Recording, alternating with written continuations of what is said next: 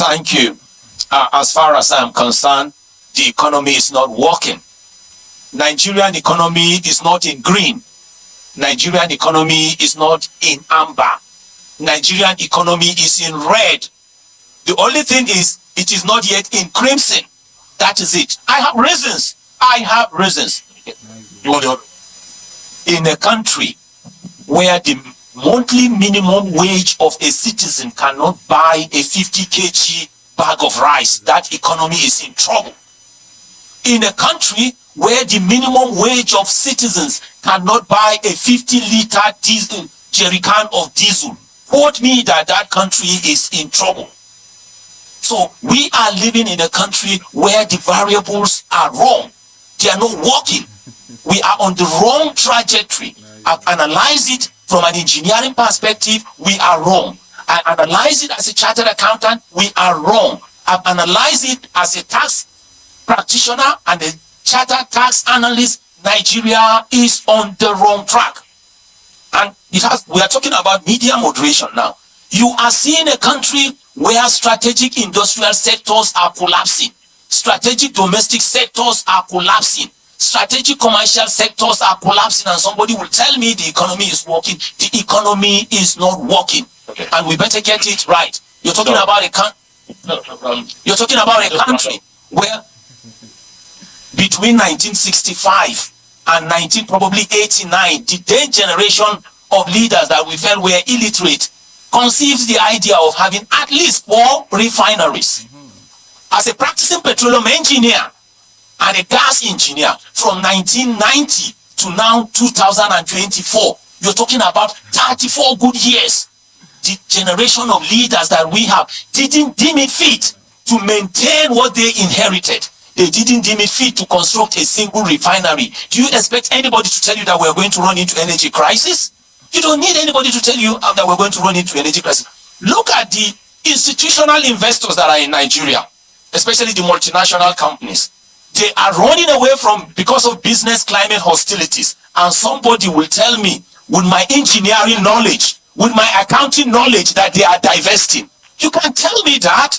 They are not divesting. They are running away because we are experiencing business climate hostilities. It is only in Nigeria that you see people you call leaders, and they cannot tell you the difference between commercialization, privatization, liberalization, or even deregulation. This is the country we belong to. Okay, but so it's not working. It's not working. It's zero. So for you, it is not working. Let us hear Dr. Peter Sadi. I will keep the way forward. Yes. I will explain. Let's say, how do we describe it? Thank you. Thank you very much. I don't know if you can hear me. Is it working? Thank you very much. My understanding, first, let me confess that I was conscripted to this panel by Dr. Killer, and truly I was scared. You know, he's a killer. If I don't comply, you know what can happen? When a killer invites you and you refuse, you turn it down, you will do what killers do. Okay, that I should collect that microphone. You want the microphone? Okay. Okay, you were saying bad things. Maybe that's why you Alright, so you were saying bad things about.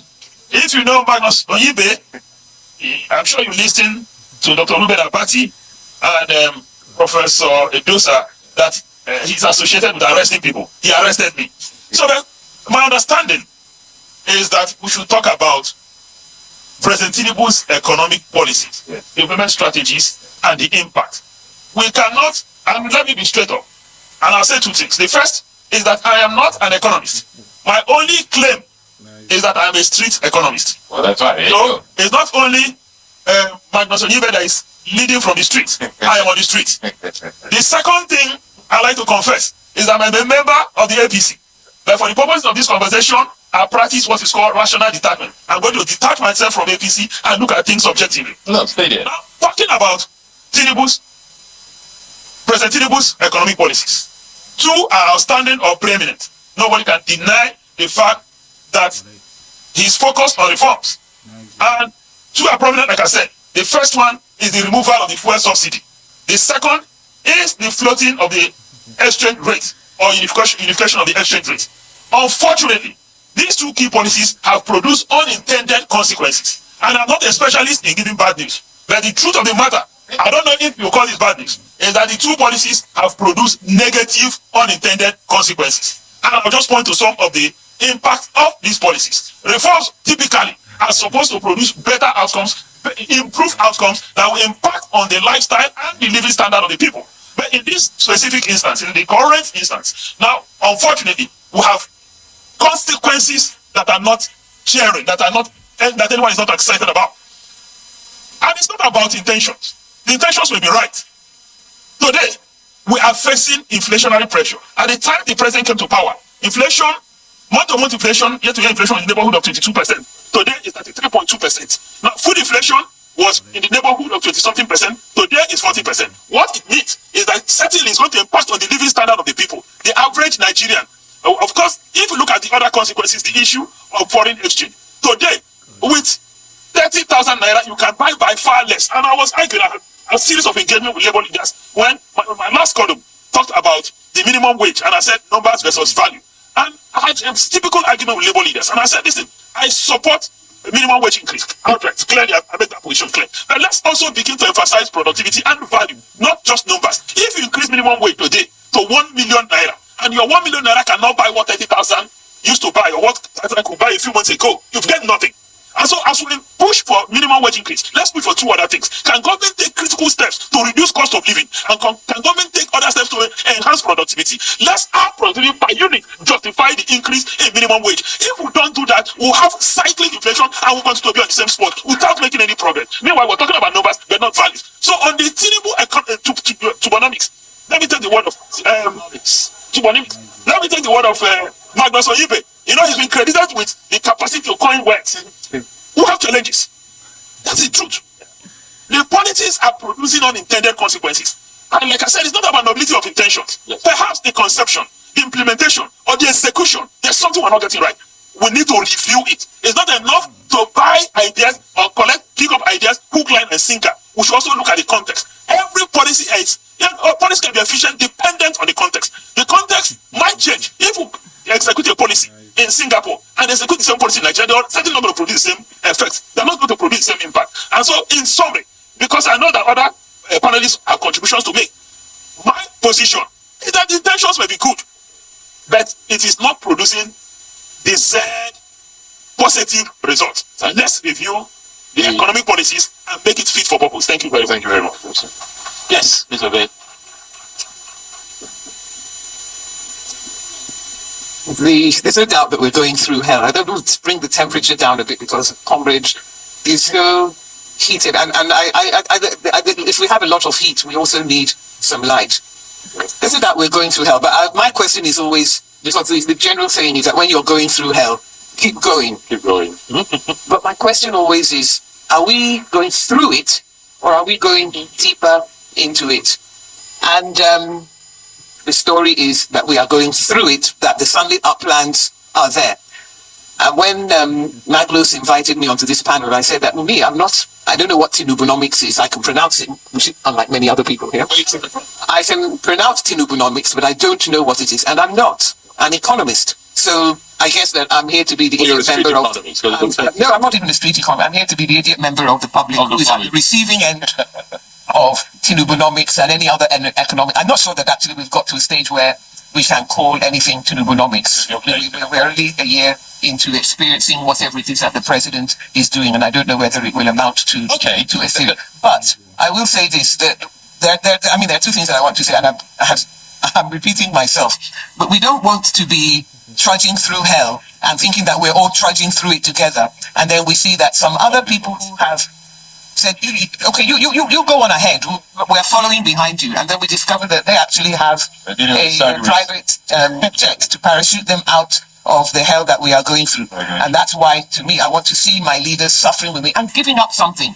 We're not seeing that. The other thing is that if you're going to throw me out of the window, you have to put a cushion down before you throw me out of the window. Not after you have thrown me out. They say, hey, that cushion, let me come and find it for you. Because I'm already there with my broken bones. And I would tell you this because you can see from this that I participate in the Bring Back Our Girls sit out every Saturday. You just come out of this building, you turn right, go down Kingsway. You meet us every Saturday at King's at Falomon discussing. And many of our members are ordinary people from Nigeria. Some of them sweep the roads in Lagos.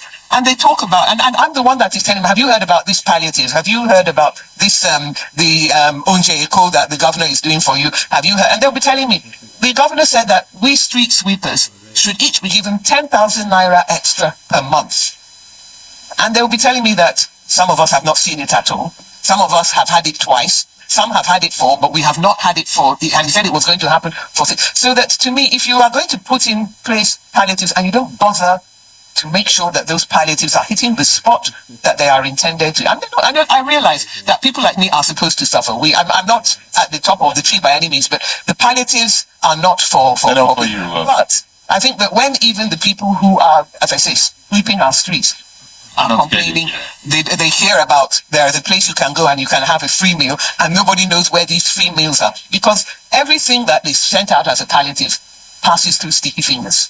And there are too many goddamn sticky fingers taking what is supposed to relieve us while we are going through the hell, hopefully through, not into, while we are going through hell. And that is that's the problem. So for me, it's not a matter of the street or being on the, it's a matter of, if you have a policy and you are and you are not following through on it, then you need to review. I don't want, because in his book Magnus talked about, he criticized Lai Mohammed for demarketing Nigeria as his first point of call. Yeah. And I don't want to demarket and say, and because I see that people, they wake up every morning, they listen to Ruben Abati's Arise morning show, and they get angry, and then they go out to face their day angry. That's why I wait till the afternoon to listen to it. But so I don't want us to be angry for nothing. Ruben Abati. Now we know the cause of bad drivers in Lagos.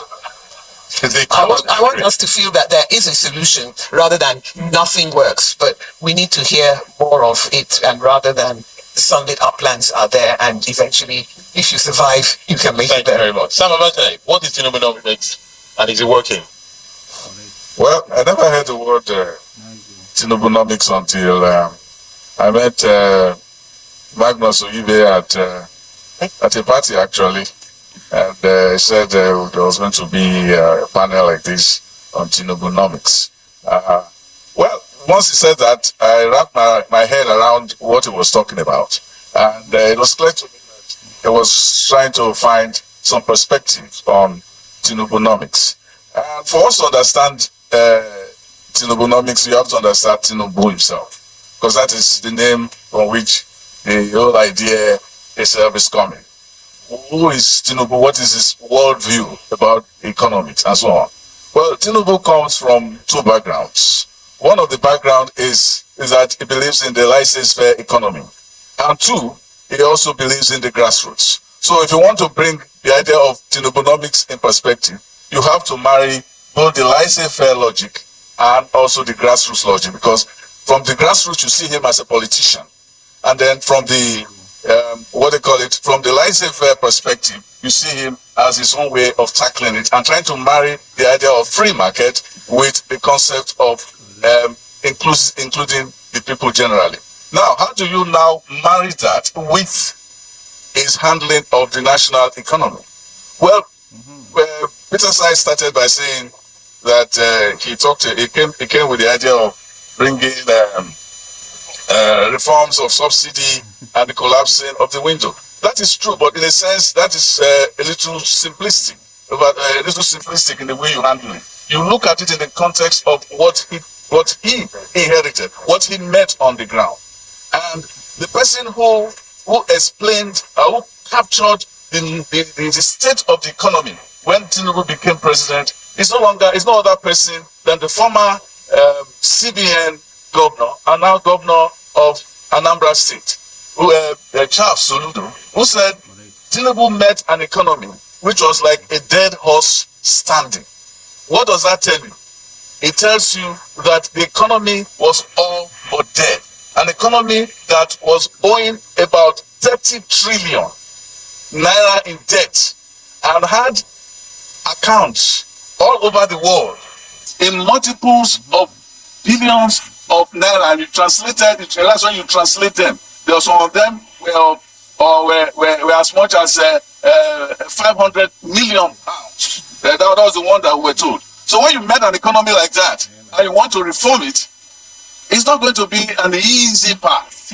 But first, everybody understood that the subsidy regime was corrupt. Okay, if you leave it the way it was, then you have not started work. It was so you have to tackle the issue of fuel subsidy, and if you tackle it, it's not going to be painless. You have to handle the issue of the dual window of the currency, because people were round tripping, and we all know what round tripping was. So we met a situation that was actually a mess in 2023. So the important part of Tinubunomics is the audacity to actually confront a situation that is, in fact, was inevitable. The idea of removing subsidy is not original. The issue of collapsing the window is not original, because they are all issues we all agreed on during the presidential campaigns, that they were no longer sustainable. Now, one of the thing you do with the removal of fuel subsidy is that you make a lot of money from it and make the money available. Now, what happened was that the state governments have been receiving about double, and sometimes more than double, of the money that they were receiving before. Why has anybody not asked their state governors, what have you done with this money that you have been given? See, no matter how anybody try to twist it, Tinubu's administration, Tinubunomics, no matter how they try to defend Tinubu, anybody try to defend Tinubu, twist it. We don't need prophets, pastor to tell us that this country is breaking. This country is not working. Things are not working. This country is in red, not even green, like that man said, not green, not amber light, is red, danger. So we don't need anybody to tell us. Now, all the claims that they met huge debt from Buhari's administration, these are the same party, APC to APC, who during campaign, who says that Buhari did very well. They want to continue where Buhari stopped. So they didn't know. Former governors are there who understands the economy, who knows that the country was not working under Buhari, but they all agreed that Buhari did well. That's what they used to campaign. Tinubu said they were going to continue from where Buhari stopped. So if it was not working, though they are continuing from where Buhari, okay, they continue with the shege that Buhari did. Now, if that is a problem, we know Buhari did that. This country thing was not working on that, but that was why we needed a messiah to rescue us from where Buhari. Now Tinubu adding petrol to already burning fire. So you want Nigerians to die before you did whatever magic you have to do. Now there's no magic to it. It suffered throughout the 4 years. That this one is going worse than Buhari's administration now. You don't understand. Now, everything you promised to do, nothing has been done regarding that, right? Bad policy, failure. If you met huge debt from Buhari, if a company is not doing well, they need an MD, a new MD, somebody to manage the company, because the former one did nothing. And you came, is it not to help the company grow? But now, you're not doing that, and you are even doing worse than what the former one did, isn't it? The country was not working. This country, Buhari left huge debt for you as a president now, and you came. Is it Buhari who asked you to use over 160 million to buy SUV car for each person? Not Buhari. Is it Buhari who asked you to use 5 billion naira for the office of First Lady, which is not constitutional? Not Buhari. That is lack of management. There's no managerial skill there, right? Is it Buhari who asked you to use 10 billion for the office of Chief of Staff? Is it Buhari who asked you to use 15 billion for the office of Vice President? Is it Buhari who asked you to buy or to pay for yacht billions of naira? No, come on, look at it now. When you know the country is not working, Buhari leave huge debt. All those things are not important for now. You are giving people money who do not need it. It's just like my pastors, that time we say, if you want to do wedding, you decided to spend millions of naira or billion, nobody cares. You are just giving people who are not hungry food to eat. Simple as that. So those people, you just throw that money for no reason. You give them money for no reason. That is it. So when you know all those things, if you put those money into this economy, actually things would have been better. Do you know how many billions of naira is that? So when you look at it, you see, okay, these people are not ready. They are doing what is not important, what is not needful at this moment. That's what they are doing. It's just like this one now, a levy or issue of levy. It's not a good policy. It's not a good time to do that. Nigeria is already suffering. You are adding another one. The minimum wage you talked about, no minimum wage has been paid to the workers. And the minimum wage cannot even buy things. Even if you pay somebody 1 million naira minimum wage, now you pay them 1 million naira, 1 million naira cannot even buy what 100,000, let's say 200,000 can buy like 4 years ago. It can't buy it. So that's a problem. Anyways, let's see how you go. 1 year now, don't go. So please share this video, like, share, comment, and please subscribe to this YouTube channel. Justino50, Justino Ebos 50, please. This is my YouTube channel.